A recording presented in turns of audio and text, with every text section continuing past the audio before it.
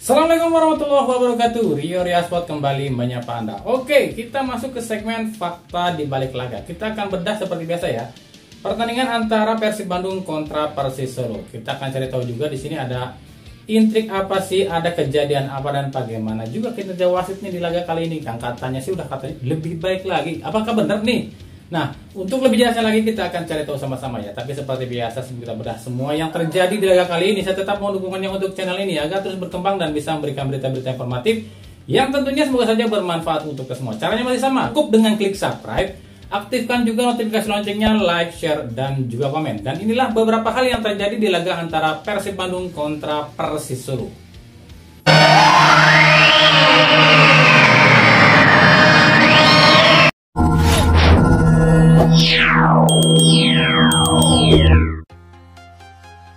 Inilah beberapa fakta yang terjadi di laga antara Persib Bandung kontra Persis Solo.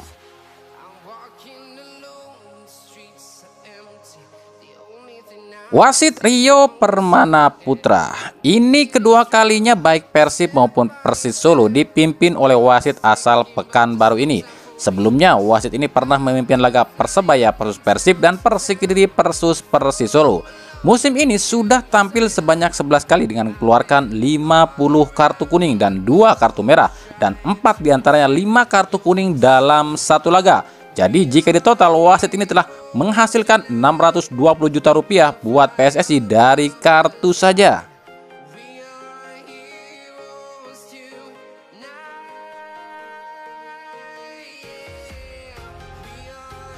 Kevin Mendoza. Ini 99% jadi gol. Harusnya gol Rony Gonzalez ini, tapi Kevin tampil sangat cemerlang. Refleks yang sangat cepat dari Kevin sehingga menggagalkan peluang emas Persis Solo di menit ke-9.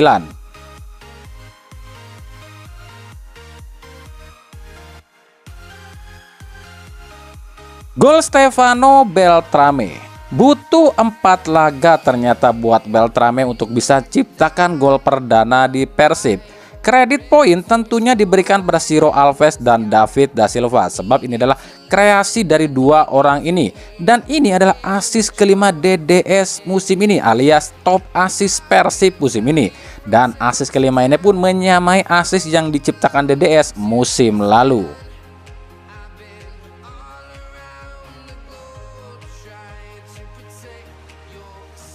Rony Gonzalez. Inilah kurangnya atau buruknya kinerja wasit kita. Pemain membanting bola itu dalam law of the game FIFA itu kartu kuning sit.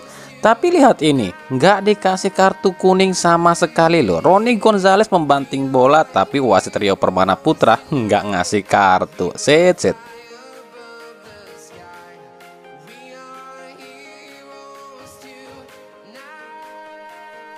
Gol Ciro Alves. Gol Ciro Alves di menit ke-59 adalah gol ke-12 secara nggak sah sih, sebab yang satu gol ini masih kontroversi. Dan ini balik lagi ya, gol Ciro ini ke gawang Persis Solo adalah gol back to backnya Ciro. Sebab di putaran pertama pun Ciro mencetak gol ke gawang Persis Solo. Dan lagi-lagi asis dari David da Silva.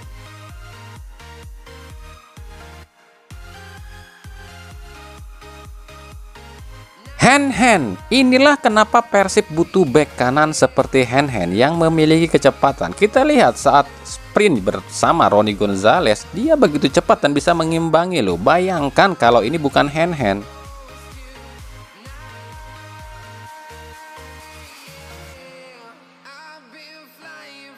Gol Mesidoro. Gol Mesidoro di menit ke-67 adalah gol keempat Mesidoro musim ini. Dan ini kesalahan back Persib yang cuma meninggalkan atau menyisakan Deddy Kusnandar doang di lini belakang. Ini kan aneh. Dari Musa Sidibe yang sebelumnya memberikan umpan kepada anak bentang purba. Jadi disitulah Kartu kuning Arsan Makarin. Ini menarik sih buat kami. Arsan memang di sini salah, dia melakukan pelanggaran. Tapi yang unik adalah hakim garis melihat loh pelanggaran itu dan bilang ke wasit kalau itu pelanggaran. Tapi yang di depan mata bola disundul oleh pemain belakang Persis Solo yang harusnya corner. Kenapa bilangnya goal kick? Aduh, wasit asistennya juga sama.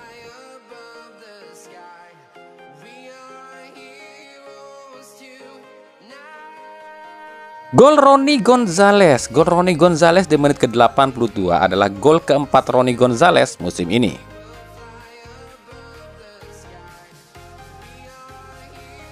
Hasil imbang. Hasil imbang ini menjadikan hasil imbang ke-11 Persib musim ini, sekaligus menyamai hasil imbang yang diperoleh Persija Jakarta.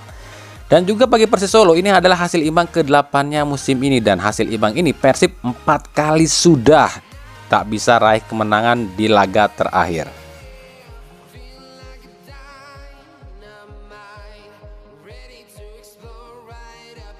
David da Silva. Seperti dengan Persib yang 4 laga sudah nggak raih kemenangan, David da Silva pun 4 laga sudah nggak bisa cetak gol. Ada apa dengan David da Silva? Terakhir kali David da Silva ini mencetak gol saat Persib membantai Dewa United dengan skor 5-1. Setelah itu DDS ini seolah sulit mencetak gol. Pemain paling berbahaya dan paling berkontribusi di laga ini adalah Alexis Mesidoro dari Persis Solo.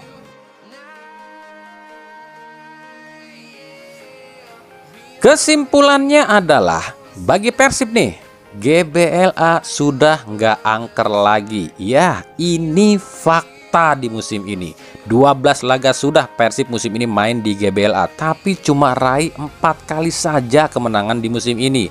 Yakni saat hadapi Rans 2-1, Persikapo 2-0, Persita 5-0, dan PSS 4-1. Selebihnya 7 kali imbang dan 1 kali kalah. Ada apa dengan GBLA? Seolah berat banget bagi Persib buat menang dan juara loh di stadion ini. Bahkan persentase kemenangan Persib pun di setiap musimnya jika main di stadion ini sangatlah kecil. Kita lihat aja di laga ini. Terlepas hilangnya Nick Kuipers di lini belakang yang memang sangat terasa, sebenarnya permainan Persis Solo ini kuncinya cuma satu, yakni Mesidoro. Tapi ini pun gak bisa dihentikan oleh para pemain Persib. Dado oke bisa mengimbangi, tapi ketika Dado hilang, Klok penggantinya mainnya acak-acakan. Dan di laga ini justru kelihatannya Klok ini tuh turun banget ya performanya. Padahal di laga ini Persib Bandung ini tampil impresif loh di awal laga. Trio Ciro, DDS, dan Beltrame ini cukup apik di lini depan. Tapi ya itu, lini tengah Persib yang acak kadut. Dado main sendirian, Beckham nggak tahu kemana, Ezra pun nggak tahu posisi, bahkan Klok dan Irianto yang penggantinya pun acak-acakan. Ya habislah, tinggal menghadapi Kakang dan Alberto di lini belakang, ya sulit. Kita lihat gol-golnya Persis Solo di laga ini berawal dari counter attack alias serangan balik. Padahal pola ini tuh adalah polanya Boyan Hodak, tapi justru Boyan Hodak dihukum oleh taktik yang biasa dia pakai. Apa yang salah di Persib? Yakni Persib nggak punya jangkar, nggak ada pemutus serangan utama. Setelah Dado out, ya abis. Persib nggak punya jangkar, tinggal ngehadapin Kakang dan Beto. Ya mau sebagus apapun Kevin, ya tetap jebol juga lah. Ini yang harus segera dibenahi oleh Boyan Hodak. Sektor sentral, yakni sentral permainan, jangkar. Hodak gak bisa selalu mengandalkan Dado, sebab stamina Dado ini gak akan kuat main 90 menit. Persib itu butuh perebut bola, pemutus serangan. Ini kan sebenarnya kunci permainan Persis Solo tuh ada cuma di satu pemain, yakni Mesidoro. Andaikan saja Persib punya pemain yang bisa merebut bola dari Mesidoro, kan itu cuma harus bisa mematikan pemain kunci lawan. Tapi Persib nggak punya itu. Ini kalau PSIS dan Bali United menang, Persib akan terjun bebas ke posisi 4, dan ini alarm yang sangat bahaya bagi Persib. Ya semoga saja ada pembenahan dari Boyan Hodak, dan semoga saja laga kandang selanjutnya Persib main di SJH. Sebab GBLA ini perlu disterilkan, perlu diruqyah. Terlalu pekat aura gelap di stadion ini, terlalu banyak korban di stadion ini.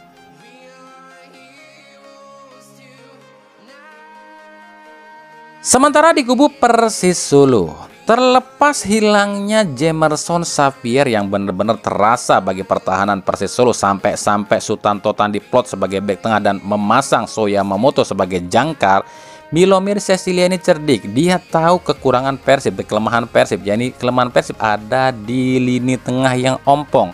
Maka di babak kedua dimasukkanlah pemain-pemain yang numpuk di lini tengah. Yang tujuannya apa? Agar bisa mengecohkan para pemain Persib di lini tengah dan akhirnya Mesidoro ini bebas berkeliaran. Cuma itu sih sebenarnya strategi Milomir Cecilia ini. Dan ini terbukti efektif dan jitu. Para pemain Persib ternyata akhirnya pun nggak bisa fokus dan akhirnya Mesidoro pun bebas berkeliaran. Tapi yang patut diperbaiki oleh Milomir Cecilia di Persis Solo adalah sisi penyerangan dan transisi bertahan ke menyerang atau sebaliknya. Sebab terlihat jelas di laga ini kalau nggak ada Mesidoro mungkin Persis Solo nggak bakal bisa ciptakan peluang. Jadi memang masih harus ada yang dibenahi oleh Milomir Cecilia di Persis Solo. Ya, ini sektor penyerangan dan transisi aja. Selebihnya tim ini sudah berubah 180 derajat dibanding putaran pertama.